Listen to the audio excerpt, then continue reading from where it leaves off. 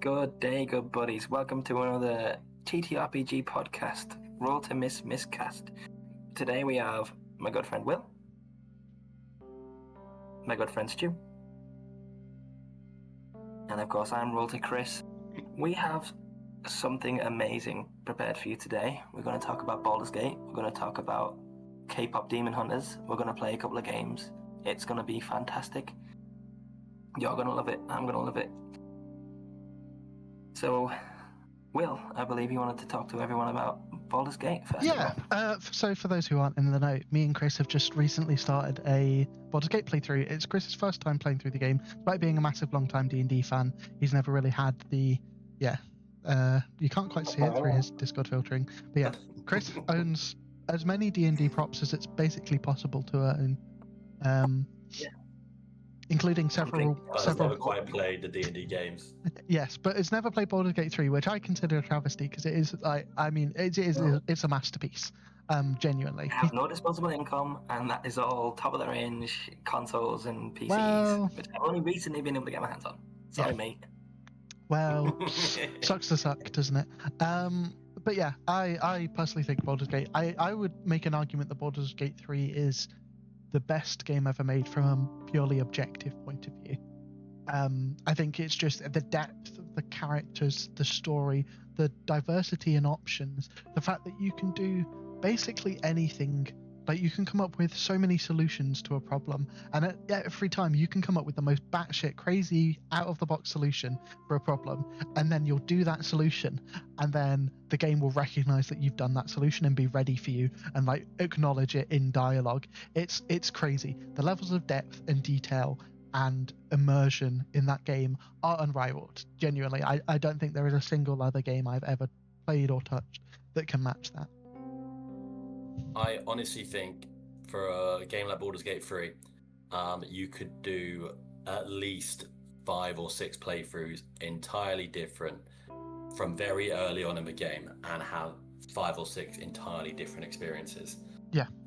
Even halfway through, if you change your mind and want to do a different playthrough style, you will get a drastically different story. And that is it's such an immersive world as well. Is that I find it's just beautiful. I think it's just all around an absolutely beautiful game. And obviously, I'm the noob of the party here, but I have watched a lot of content about it, and every single outfit that I've seen stream the game have come up with a completely different playthrough. Like, I watched the third one, but I've only ever seen Act 1 and bits of Act 2, and so I'm still new to most of the game, and I've only just obviously played it for the first time. But the 3 or 4 different ones I've watched I've seen something completely different every time, and it's amazing. Yeah, I mean, your first playthrough of Baldur's Gate, I think, is such a unique and typically very individual experience. So yes, I'm acting as... I was almost a little bit hesitant. I was almost considering telling you had to do your own playthrough and make your own choices and not be backseated. I'm so glad I didn't, though, because after playing with Chris, I don't think he'd finish the game on his own if left to his own devices. I genuinely don't.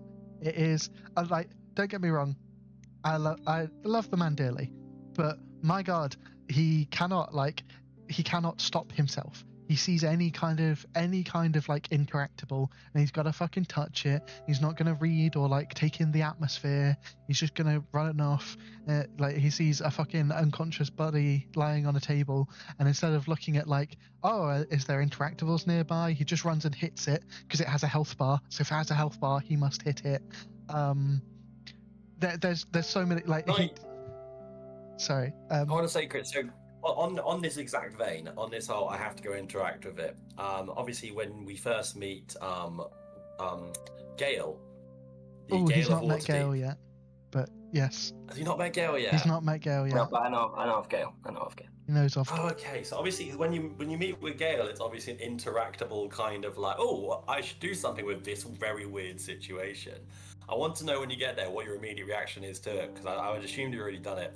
And then would admit when I interact with it, this is a positive outcome, so therefore I need to interact with everything, because that's how we get positive outcomes. No. This is so for the ship, it was mostly just kind of I'd stand a little bit behind him and maybe go, ooh, look at this button over here. Doesn't that look interesting? And wait for him to go and touch things. So you've got the remains of I think it's a tadpole bath, isn't it? Yeah, no, In the immediately, beginning, instantly. immediately, and He fail the literally, check. he You pass the literally, check, yeah. and it's like you probably shouldn't touch this. And then he literally said out loud, "I think I want to touch this anyway." He's like, "Good, yep." And then exploded as both. And then I was gonna then make it. It's okay that you did that because there's these things nearby that heal you. But before I could even get to that point, he'd already ran over and clicked on that as well, and just was like, "Oh, what does this do?" I was like, "Okay, there's no learning here.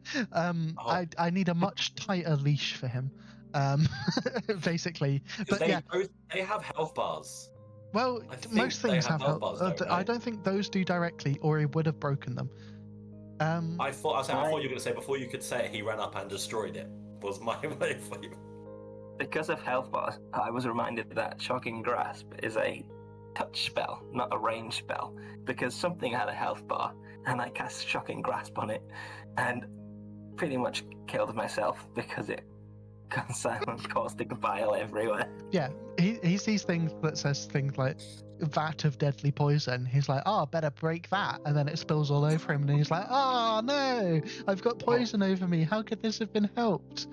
But it's not even just a bit, because I then, after finishing the tutorial finally, obviously we're playing on Thursday evening, so I've had a week, so I really wanted to play again because I already fell in love with the game, so I had another go at the tutorial just for fun, and I think it was just when we met Shadowheart, and there was something which had 24 hit points, and it was up the top, so I thought, well, that must hide some loot.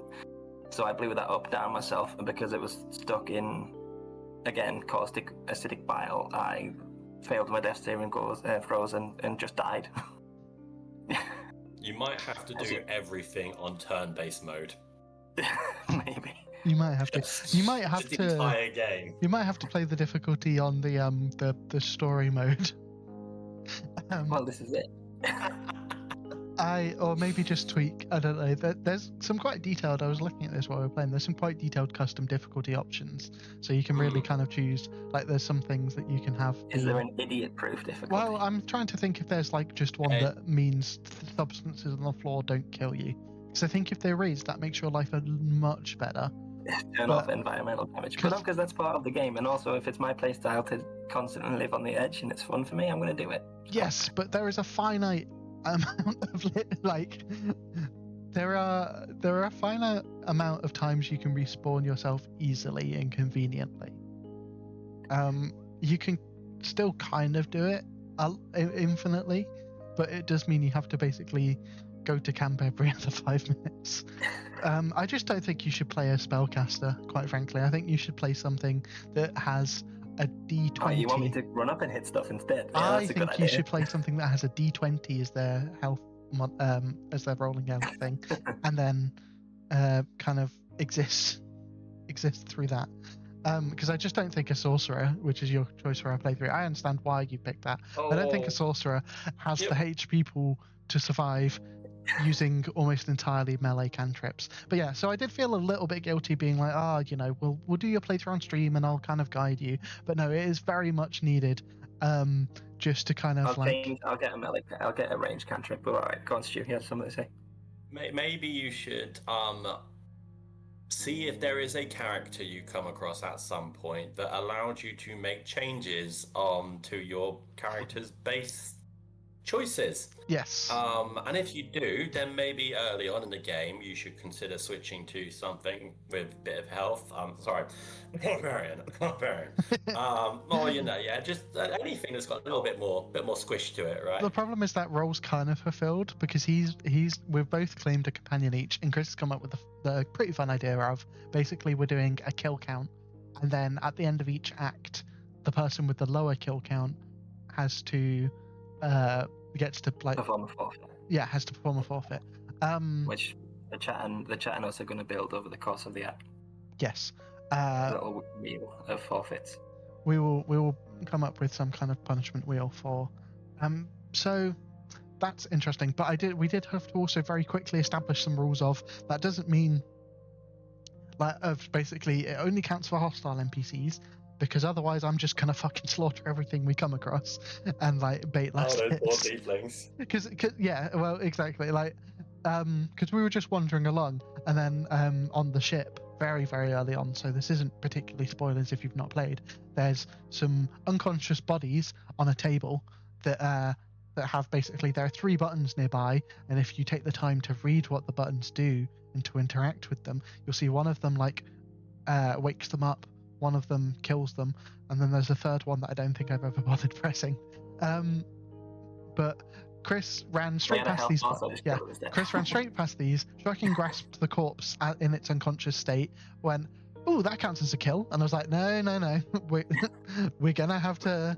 We're not having that happen. We can't just have it be a free for all, because it will just turn into a murder hobo playthrough, and then we might as well have just gone dirge."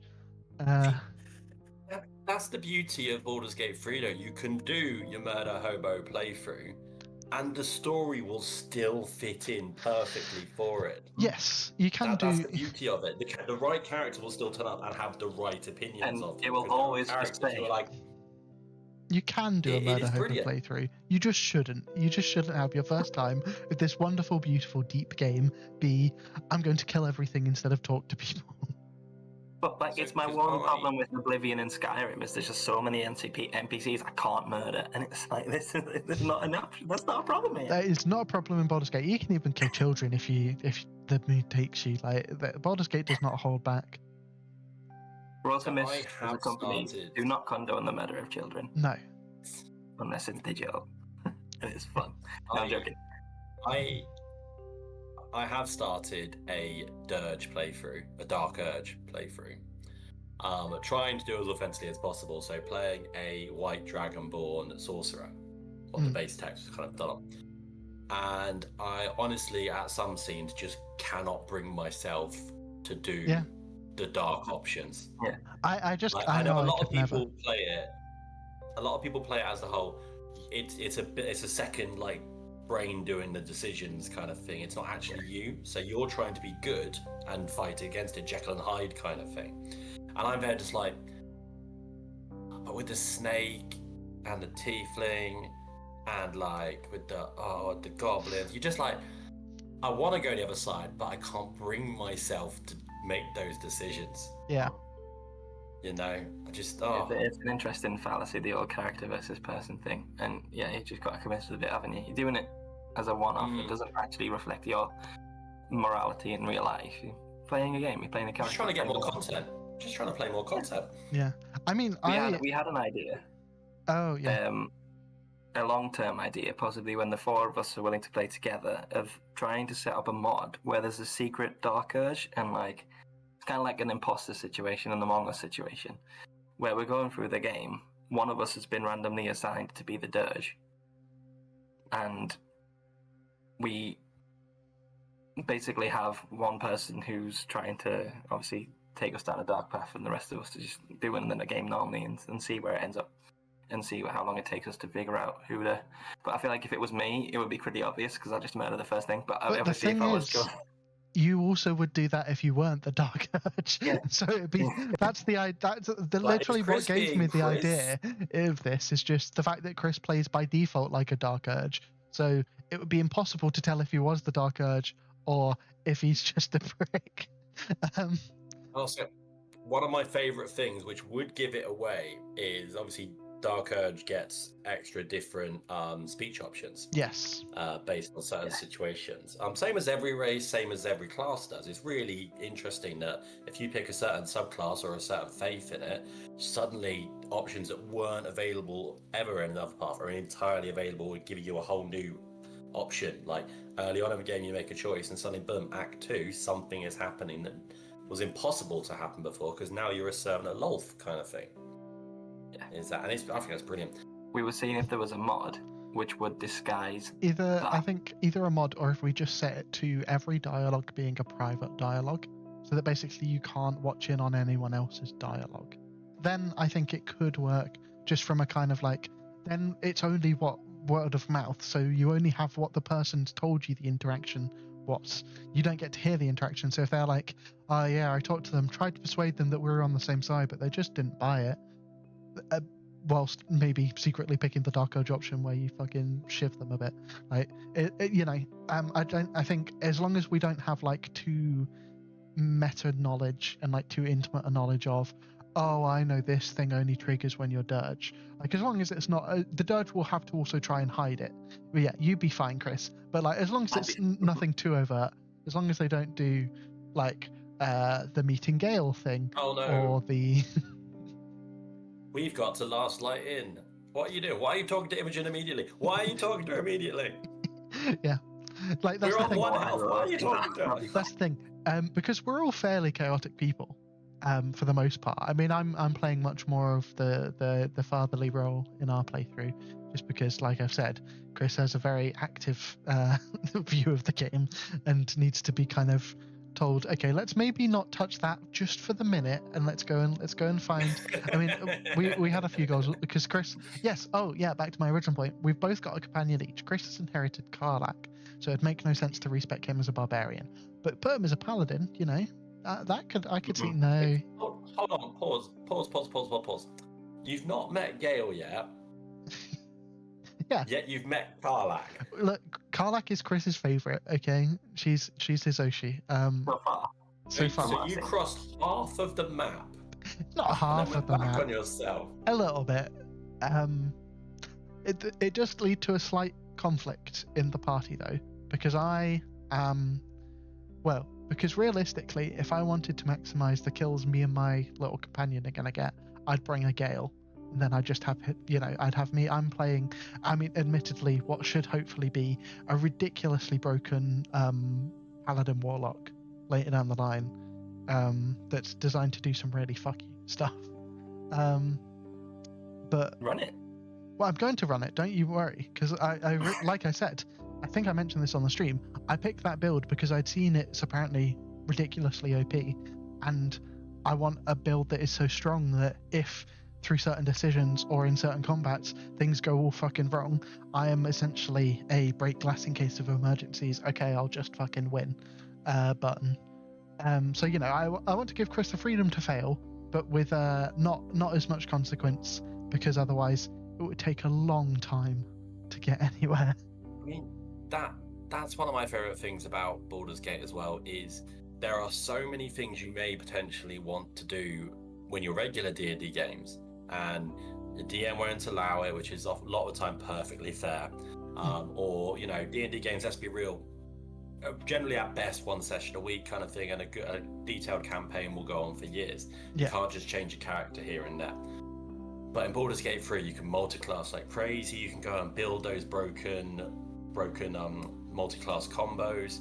I know when my first playthrough, I played a Sawlock, effectively just an Eldritch Blast Gatling gun.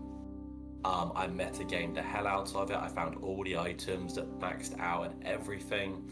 But what it did do is the D&D games I was playing, it took me away from trying to build this min-maxed kind of character, because I now had an outlet for that. And I wasn't suddenly going, I want to do this in my D&D. Like, this is meant to be story-based in real life when we're playing with friends. And in the game, that's where you can tweak around and do all your ridiculous builds kind of thing, because it's set up for that. Yeah, you don't want to it just allows that out. the most powerful character in the room, because you want also your friends to have moments, and you want to build a story together and combo moves and stuff. Whereas if one guy's just sitting at the back 120 feet away and blowing everyone away, then or if one guy's just sitting in the front with the fucking 26 AC fucking metal paladin fucking bullshit bastard. So that's Baldur's Gate, and we're really enjoying it. And you can catch us every Thursday, and maybe Stu can join in. Hopefully Dave will come in, we'll join in, we'll play some different ones, we'll play a 4-way co-op, and we'll see if we can at some point get a Dark Edge set in to see if there can be a secret Dark Edge, or we'll just do it straight up. But that will be every Thursday evening on Twitch. Run. Anyone who wants to come and hang out would be more than welcome. Witness Chris's what's the right word? Shenanigans live. Every Thursday evening from 10 p.m. British Standard Time. So, Stu, I can't help but notice that your background seems very Kpop Demon Hunters. It does. I mean, it is one of the basic ones, but yeah, it is kind of fitting that kind of high vibe color kind of Korea. I was gonna say soul, isn't it? Generally vibe, but yeah, it's So you've seen that film recently, have you, Chris? No, but No. I have seen. Wow, the you are first 30 missing out, minutes my of it. friend.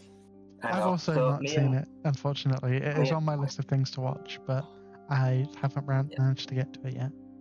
We have 3 different perspectives on it. So me and my partner are currently watching it like a series because we have a baby boy, and so we've watched the first episode. But loads of the people I work with have been talking about it, and I know it's been all over the D&D sphere in terms of, are they bards? Are they bard multi-classes? Is it a battle of the band situation where it's bards against bards? Is there more going on? Like, there's what level are they if they are all bards? There's loads of D&D-ified Kpop Demon Hunters talk, so I wanted to see if we have our own ideas on that.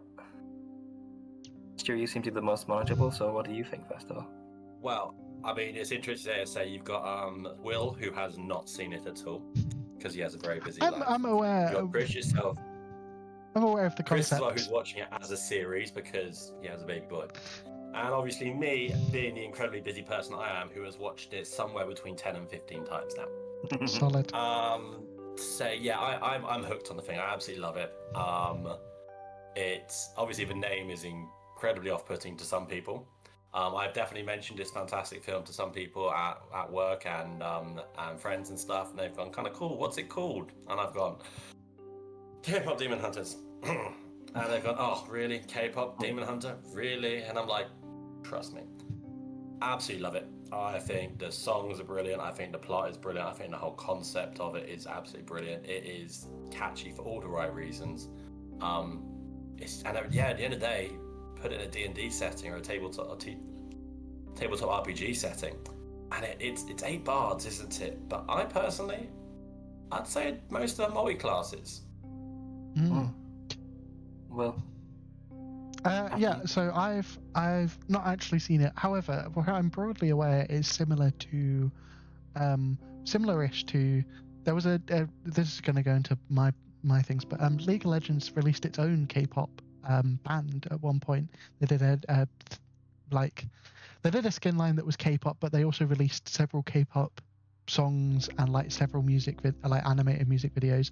And obviously the characters in League of Legends are fighters. Like they fight, so as far as I'm aware, they have a similar aesthetic, or like kind of aesthetic type thing. So whilst not aware of the specific material, and I will probably have seen it by the time we next talk, so I'll have more to say then. But I'm aware enough of the concept ish. It is interesting you bring up League of Legends with it, because I have seen a lot of comparators between the main characters of Kpop Demon Hunters and some of the main characters out of the Arcane series. Oh, okay, yes. Arcane. And there have been a lot of correlation between some of the stories. Obviously different levels and slightly different lines, but some of the main paths they're taking are very kind of similar. So yeah, I can entirely see where you're coming from with your bits as well. Yeah, I must say, one of your points, Stu, I was hesitant to talk about it with people as well for the same thing. It's called Kpop Demon Hunters. People that, they hear K-pop and some of them just switch off. I don't know why that is, political reasons, but it's a lot more popular than I thought it was with people that I speak to, and everyone's really happy about it and think it's really good. And I think that's nice that quite seems to be universally well liked from people across different spectrums and stuff, which is really cool. And yeah, I agree. It's like, seems to be some sort of multi-class. Obviously, I'm not that far in, but I feel like there's, from what I've seen, some paladin energy, I guess, because obviously they've, Yeah, no, very much. They have a role to hold back the demon hordes as well as perform for a crowd.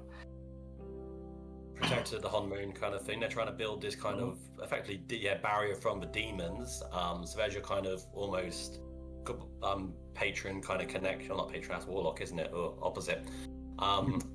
You're very much kind of your deity kind of connection. But that's the other bit, the other they bard warlocks kind of thing, because they were powered by can never remember how to pronounce his name. Grima. Grima. Yeah. Not too sure. I don't want to butcher the pronunciation. I've already butchered it twice. Even though you've seen it 15 times, as I said, you don't know the name of the villain. Yeah, I know. I still, yeah, it's terrible. But honestly, my brain doesn't always go down the paladin side. Obviously, paladin is where you would sit in that. I Mm. kind of look at it as more going, are they, especially looking at the main three. So you've got Rumi, Mira, and Zoe. I look and I go, Rumi, that is a bard fighter.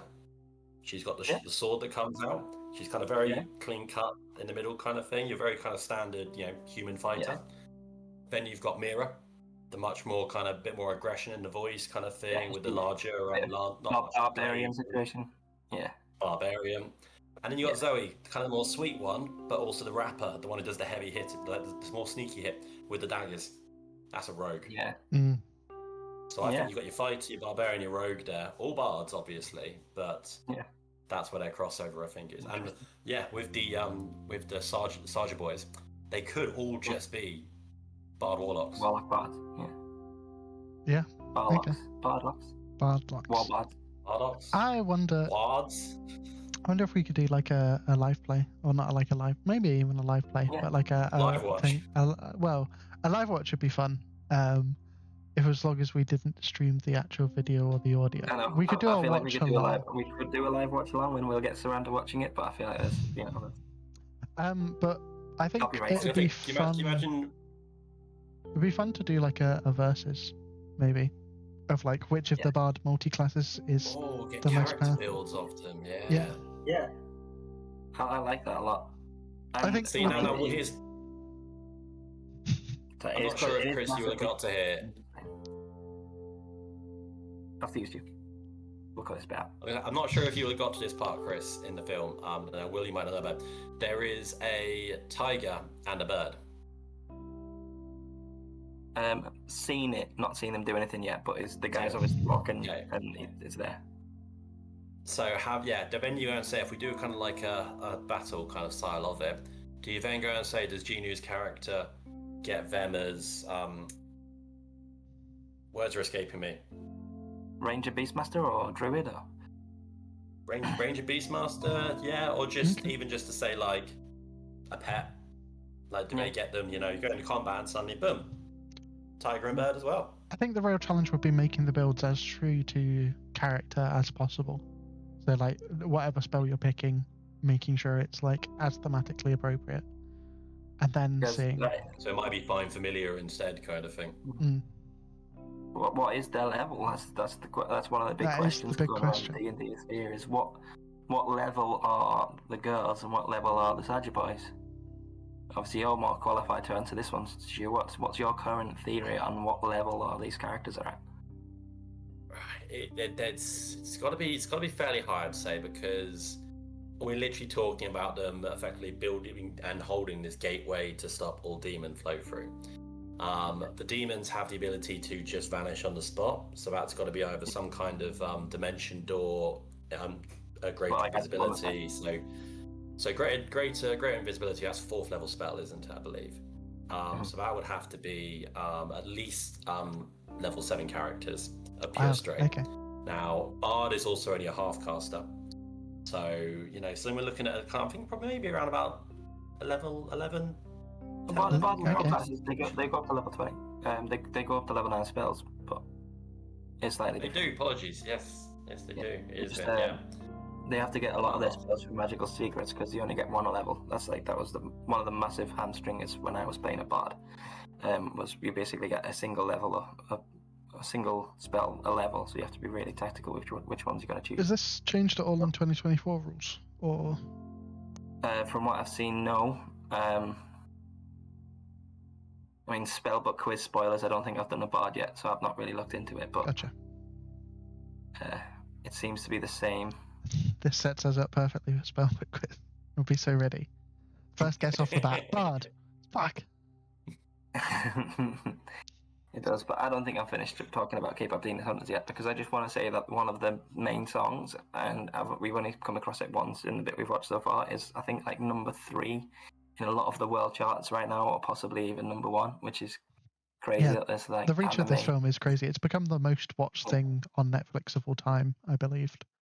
It they are the first imaginary characters to place #1 on the Billboard since Hannah Montana. They are the Huntrix, the female band in it, are the highest ranked female group currently, and I think at one point for a couple of weeks they were the highest ranked female single artist on there. Wow. So ahead of Taylor Swift, ahead of Beyonce, ahead of Chappell Roan, all of those people. Yeah, this imaginary K-pop band were ahead of them. So It's no matter what people say, if it's always just K-pop.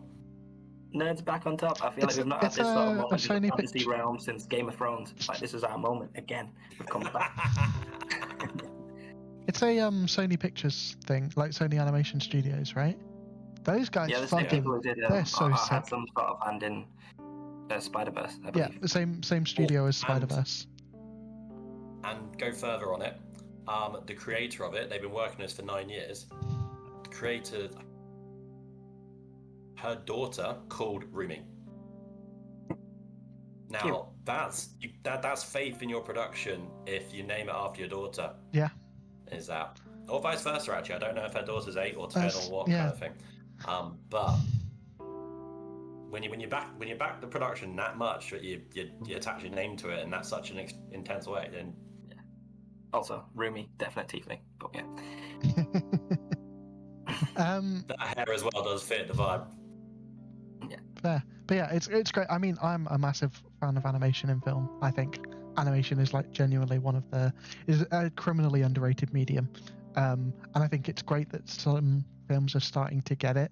I think the biggest ones really are the Spider-Verse films, which are like fucking art pieces. I fucking adore those films so much. Well, let me know whenever you want to call, and I will chat your ear off about the use of color, Yes. the use of angles, God. the use of music, the use of just subversion in it, the frame rates. Oh yeah, no, Like, the usage of ones and just, twos and no, it's crazy. There's such depth and love poured into every frame, which you have to do to make a truly good animated film, because every frame is hand tailored. And my beauty of, sorry to interrupt, I just want to say this, but why I love animation a lot more than live action.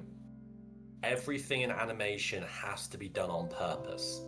Yeah, that's right. Therefore, it's very hard to ignore a detail in animation, because you have to think, someone has designed that, someone has spent time, effort, money, and intelligence to put that in there.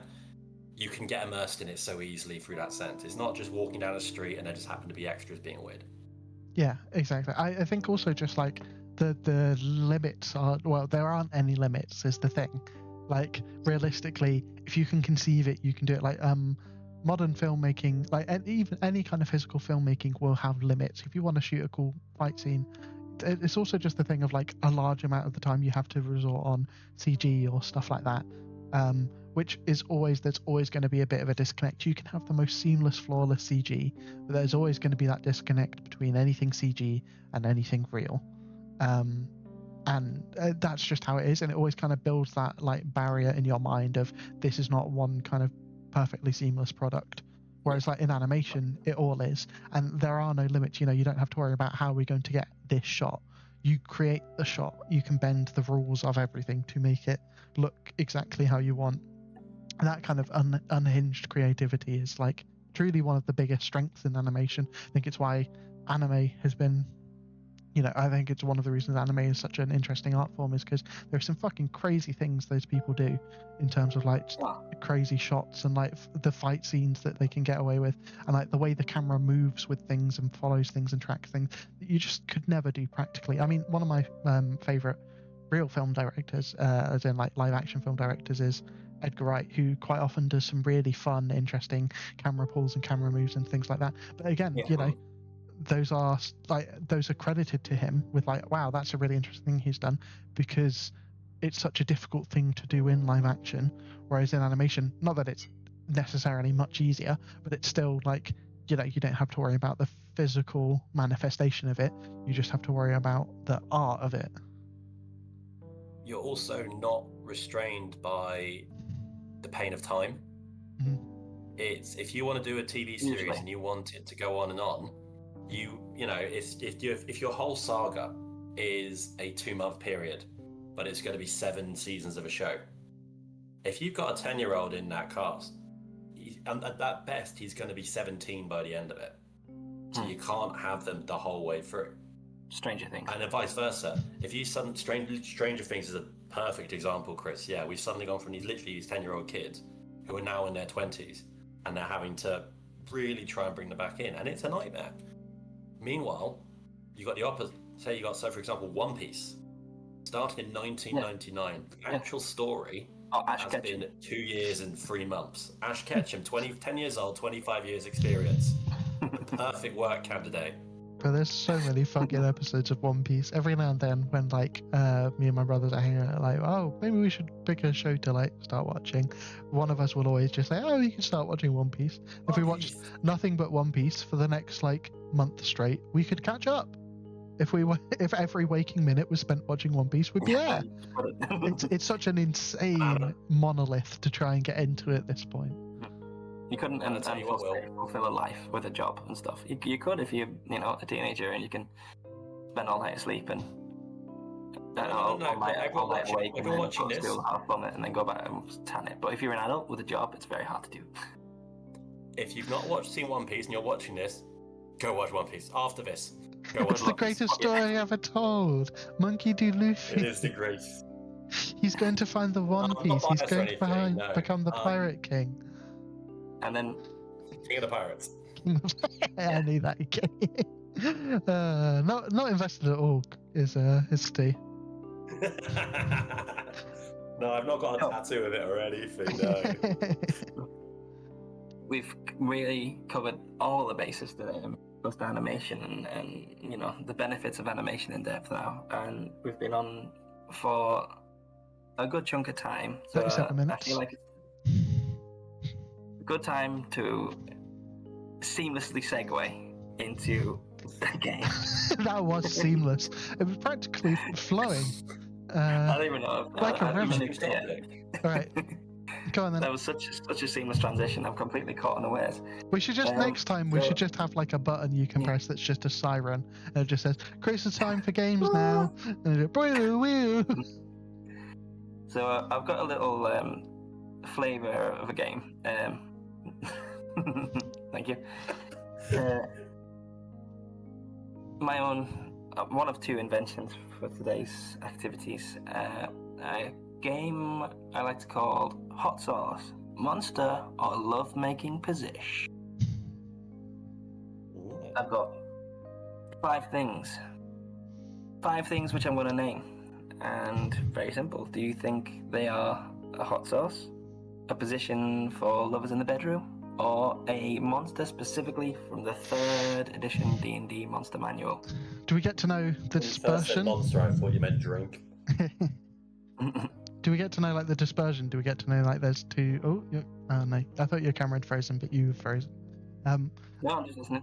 Yeah. Do we get to know like the dispersion? Do we get to know? Oh, there's 2 hot sauces, 2 monsters, and 1 bedroom position. No, it's just raw and blind. Okay. It might be for all 5 monsters. It might be one of each, and then a couple. One Great more question. extra one. They're all everything. Each one is the name of all 3. I've tried to choose things which could fall into any of those categories. So let's do a little taster one. Heartbeat. What we're thinking. That's a hot sauce if I ever heard one. That is a hot sauce. Heartbeat hot sauce. It's alliterative. It's nice. But I mean, a heartbeat sounds like it could be like a Sprite. Was that Was that the first one or? No, that was a little. That was just an example. Okay, yeah, I was gonna say. Now they're getting a little bit. Right. This is where we start playing for points. And points mean prizes, right? And points mean prizes. The prize today is nothing. Because this is I love it. A prize today is the sense of Next time. Get to holiday. Next time we're going to do 10 and we're going to play for a prize. Excellent. I can't wait. The prize should definitely be some kind of D&D themed hot sauce. It will be. Right, so without any further ado, because there's been too much further ado. Number 1, we've got the Toppler. The Toppler. The option. Now. I was thinking monster, but I'm trying to now think of what a monster would look like called the toppler. I have a No, reasoning. it's Well, not I guess Conan. there's no prize. There's no competitiveness here. I don't believe a monster or a sex position would be called the something. I think the toppler. Maybe I'll add it to Oh, the... sweet summer child. But, Oh, like, sweet summer child. I mean, I just don't like you. You Maybe wouldn't I've put added that the toppler qualify. for favour and it's just called toppler. Well, then that would be a poor thing of you to do. Poor hosting of the game. And I'd ask that someone else host it next time. I think the toppler sounds too much like a product. Like, Okay. I think toppler on its own, you could make an argument for the others. You're like, hey, It is babe, toppler on want a its bit own. of... Oh, it's toppler on its own. You're retroactively changing that. No, the thing is called toppler, not the Okay. toppler. I added the. To Why make it did you add sound... the? That I don't know. you don't know. Just did it. Just to Well, you very much mischaracterize. got caught up on the wrong thing there. I think. I know. I mean, the toppler sounds like a very producty name, whereas toppler on its own less producty. I'm not responsible for the medium it was presented to me. That's fair. That's fair. So, Stu, what do you think it is? Because he thinks it's hot sauce. I think it is a product of the canoodling kind. I Nice. think it's a bedroom activity. I am going to change the D&D monster with the removal of the. I think it's more likely to be D&D monster. I see. It was a hot sauce. Ah, you bastard! I should have known. Chris fucking loves hot sauce. They're all going to be hot sauces. It's just going to be. Chris Everyone's did gonna be this hot sauce. and couldn't be asked to look up D&D monsters or sex positions, so he was just like, I'll just look in my cupboard Love and making list 5 hot sauces I can see. He is just currently in the kitchen. 2 friends having fun in the bedroom. Okay. Well, now that one's out of the way. Number 2. Happy baby. Happy baby. Why could that actually be a monster? That could actually be a D&D monster. It's 3rd edition. I don't know shit about 3rd edition. I don't know how good 3rd edition was. I don't know if it feels when like. did 3rd edition run? Was it 90s through to early 2000s? Yes. Early 2000s was 4th edition, and then 2014 was 5th edition. I think it was the 90s. Yeah. So the 90s, yeah, there definitely could have been a monster called Happy Baby in the 90s. And Ah. I think it'd be absolutely hilarious if there was. Are you pulling the sex position names from Urban Dictionary? No, Don't they are look 'em from up. a website, which I don't know if we have the ability to share, but they are from a website, a very accessible website. Okay. Is it similar? Not with videos. They've just got pictures of it's kind of a Kama Sutra situation. Like it's supposed to Okay. be designed to inspire extra feeling between partners. Okay, interesting. Intimacy. From that between- description, I feel like it almost might be. It just feels like the name of like a yoga pose. It feels like a a lot. way of trying to inspire couples to try and be more fertile or something, doesn't Yeah, but then it is also just distinctly weird if To have baby in the to have bedroom. baby in the bedroom. I mean, I guess like I don't know. You can call your partner baby and it's a different meaning. I But I feel like I that don't want to doesn't. go down these potentials too far. No.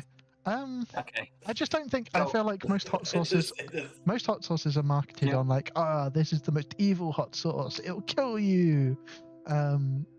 Not on Who happy do you think it baby. is? I'm going for a monster. I I'll think go. the Happy I'll Baby go. is a I'll deceptive go little monster. sex position. Fuck it.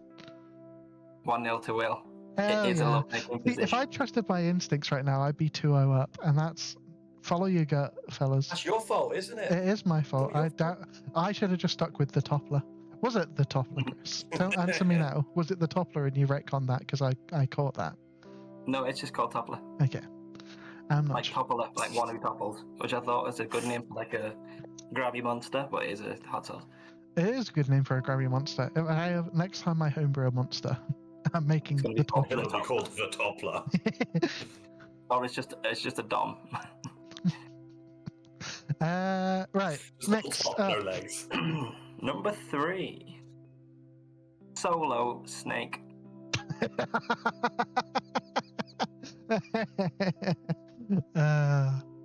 See, this, That's all this, free. That's all free. this one wants you to think it's a sex position. A solo snake. I can't imagine You can't have a no. unless it's like an encounter type. So it's like, oh, you could come across a gang of snakes, or you could come across a solo snake.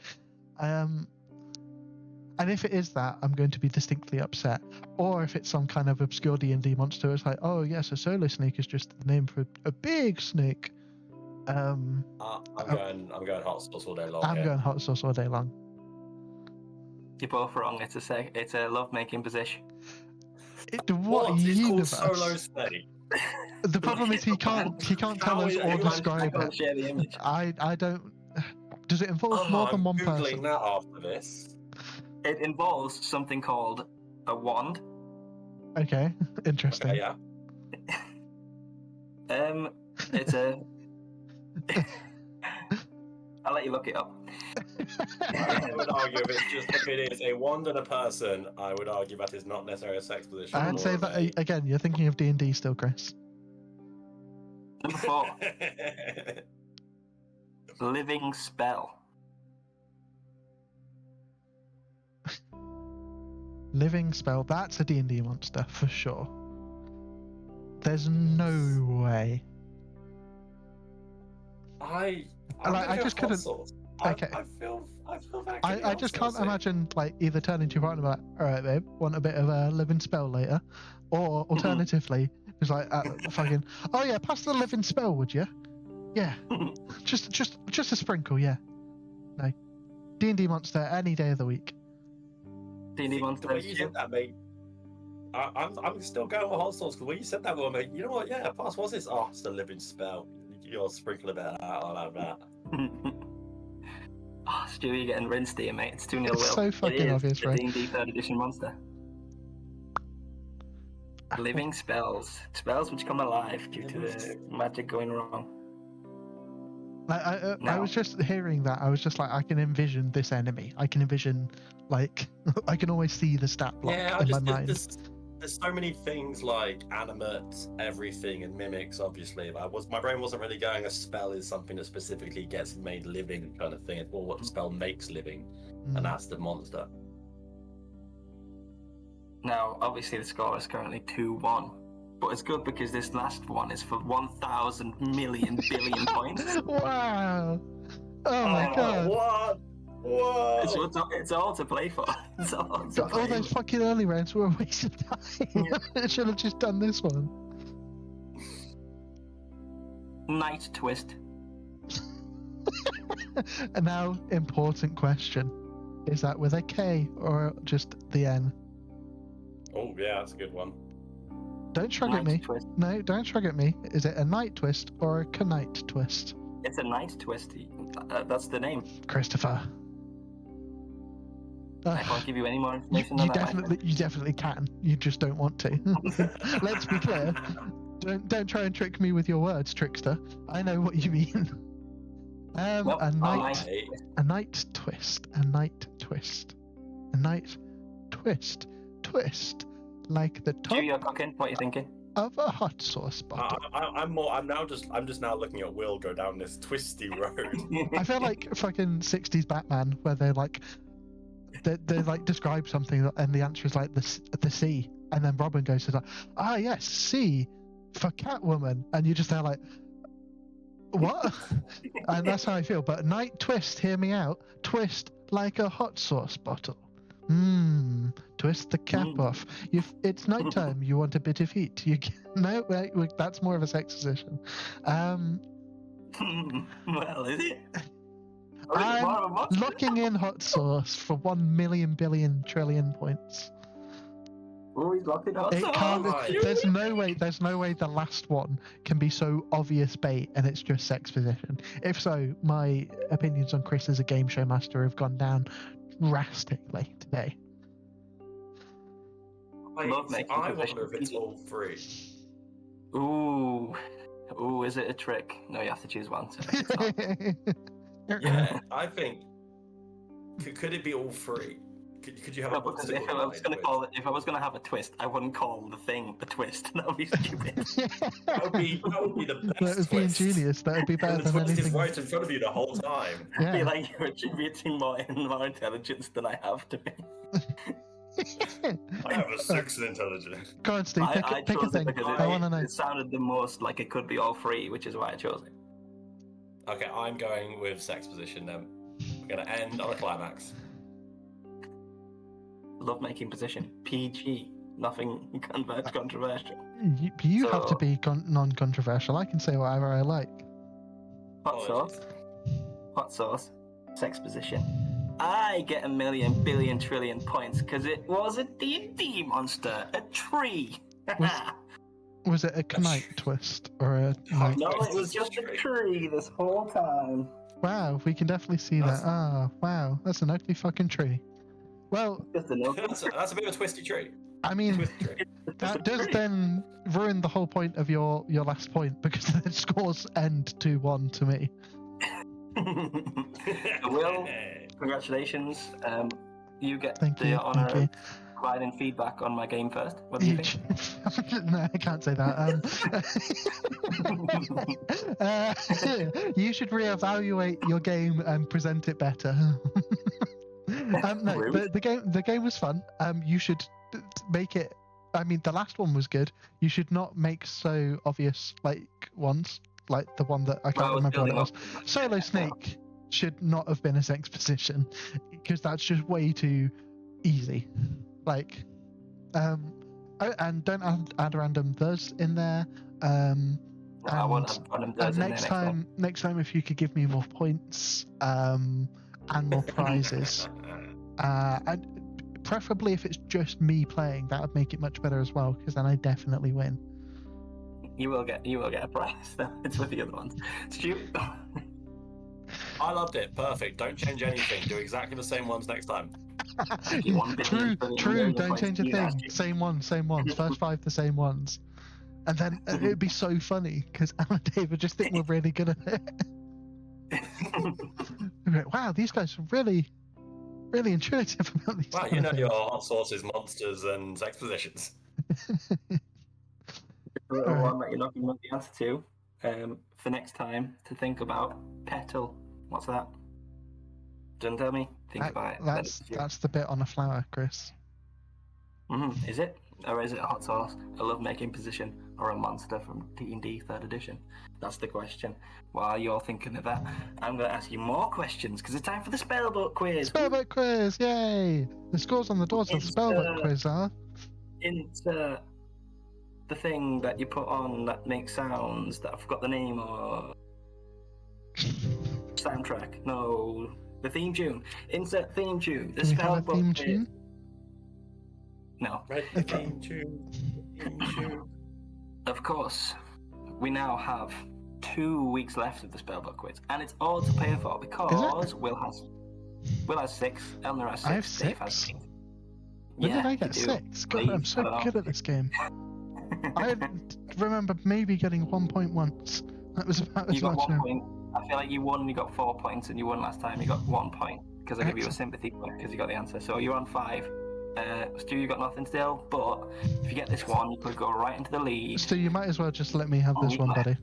If you let me have this one, then if you help me get this one, I'll give you half whatever the prize is. I forget. Half of a T-shirt. Yep. Can you not remember the very good prize? That was a Lord of the Rings based in. Ah, that is a very sick T-shirt. To be fair, Stu, Such a don't sick ruin one. this for me. I will try my best to ruin it for you. I couldn't fucking knew you would. Right, bring it on then, Spellboy. Boy, that is me, and that is my guy. Today we are going up to level 6 because I think the 6th one, level 6, will give it away. Of course, it goes in an ascending order of points. So you start at 9 points. Every one you don't get, lose a point each time. So You only get cantrip, 2 9 guesses, points. right? 2 guesses for the whole game.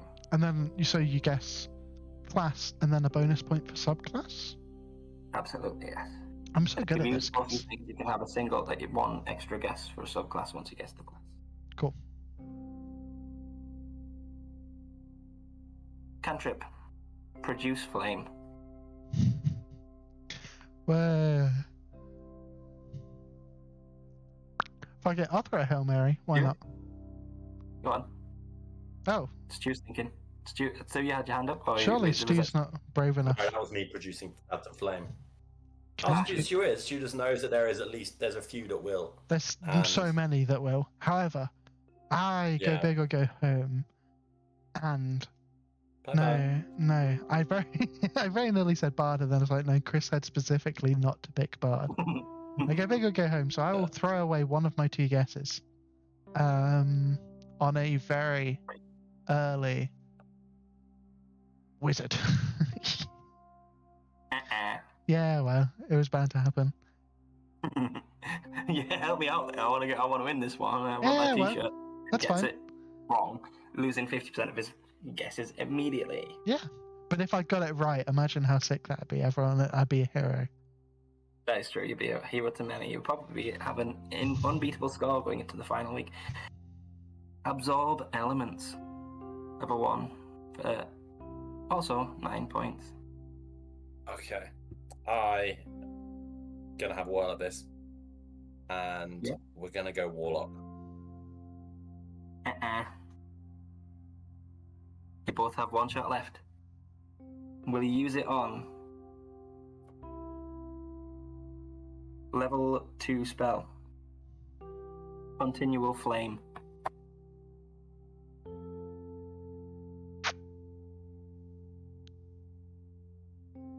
Sort of a fire theme running through this one. Yeah.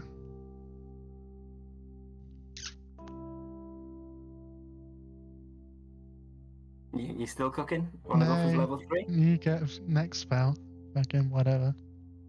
Yep, level 3 for 7 points. Aura of Vitality. Aura of Ooh. Vitality. Aura is right. big, Oh, aura. I'm having a crack at this one. Go on. Vitality. Oh man. Okay. Is it? Can I? Go on. Cleric, lock me in. You both said it at the same Thank time, you. but Will said it first, and he was Oh, wrong. did beat me to it. Yeah. Boom. Oh. Took that fucking. He's a I threw cleric. myself on that grenade for you, Stu. You take your time. Oh, you did. You really did. I'm going Paladin. Don't You locked it in guess straight away as now. well. Stu, you could have just had another round risk free. You could have had another round. It's going to get more and more focused, you know. No, but I'm on 0 points, and these guys. This is for 7 points. You know. That would put you in the lead. I want to be in the lead. I don't want to be tied of it. I want to be in the lead. It's definitely Oh, not Paladin though. Do Paladins get a cantrip of Create Flame? Do they get a spell of Continuous Flame? I feel like no. I feel like, No, it's not a paladin. I'm Well, my really sorry. brain's kind of going away from that, going. Well, okay, outside of a game then, like. okay, well, so it was Druid then, Chris. Yeah, it was, yeah. Yeah, fuck you. I fucking bastard. And the level 6 spell was going to go away because I think it's a druid exclusive one called Power of the Earth. Oh, I've just clicked off it because I'm silly. Spells. I should have just let Stu say Cleric. I just so felt it was going to be Cleric. I just remember Shadowheart having a bunch of fucking useless fire spells. my thing was thinking it would be cleric because there's so many subclasses that have so many different spells among them that you could have said 3rd level fireball and then it actually been like a cleric, life cleric, or light cleric. Sorry. Because they simplified it and made it balanced for everyone, so there's only 4 cleric spell subclasses. Like there's only 4 of everything now. Oh yeah. In the That's interesting and depressing at the same time. And what the whole cleric thing was like, it'd be so many different clerics because there's so many different gods. But now it's like, no, you have to choose one of 4 because everyone else gets 4, and that makes it fair. Well, So yeah, the You 6th could have level done spell more was with all going the to give it away. others, I feel, but- wait. Bones of the Earth. Can we go What was the? for a subclass guess? What was the? Seeing as we've struck out on all the other points possible. Just to remind you of the 4 club subclasses of Druid in the 2024 Player's Handbook. We have Circle of the Moon, obviously. They have to manage Circle of the character's Land. things. Circle of the Land, Circle of the Sea, and Circle of the Stars. Circle of the These are Land, four. lock me in, coach. Oh, I wonder Circle what of if the the Land, Earth Fire gave it away for you with it. Circle of the Land, what? Circle of the Land with a Fire and Earth bendings, like, focus, maybe? Stu, what do you think? It's Circle of the Land. I'm pretty sure desert specialty. I can almost call it out. Yeah, what was the last one again? You got Moon, Earth, Sea. Stars. Ah, I'll go Stars, light side of it. Nice. 1 sympathy bonus point for Stu. It was a Circle of the Stars. Ah, wow. Yeah. And I was going to sprinkle in a subclass only spell, I think, in 4th level. But too late now. I guess Guiding Bolt, which a few of the other ones don't, I think. So yeah. So yeah, if you said Guiding Bolt, then I would have been Just double down on Cleric.